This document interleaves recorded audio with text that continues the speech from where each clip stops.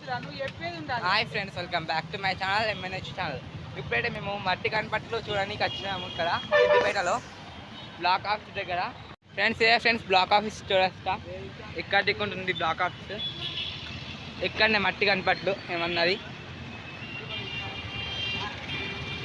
GSK arts and crafts అంట దీని పేరు. ఫ్రెండ్స్ ఇక్కడ చాలా తక్కువ రేటే ఉన్నాయి విగ్రహాలు.